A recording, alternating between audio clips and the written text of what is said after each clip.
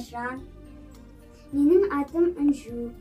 Біз қазір Абай Құнанбаев атамыздың және де Мұзафар Әлімбай атамыздың өлеңдерін айтып береміз. Алдымен Абай Құнанбаев атамыздың өлеңі. Абай Құнанбаев атамыздың бірінші өлеңі көңіл құсы құйқыл жыр. Көңіл құсы құйқыл жыр, шаптараққа адам ойы түрленіп ауған шақта.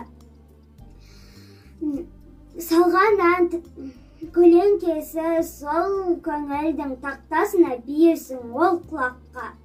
Екінші өлеңі сүйсіне алмадым, сүймедім. Сүйсіне алмадым, сүймедім. Сүйегім жасап, сор қалың. Сүйсіп саған тимедім, бола алмадым сенің жарың.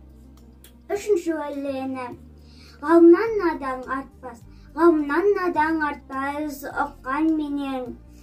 Тағдыр көрмей қоймайды бұққан менен. Ол дағы қалпынан аса алмайды. Жауқазын ерте көктеп шыққан менен. Мұзафар Әлімбай 1923 жылы туған, Павлодар облысында туған, ақын, халық жазушысы, ұлы отан соғысына қатысқан. Кім жомарт, не жомарт? Кім жомарт, батыр жомарт, халық үшін жанын берген.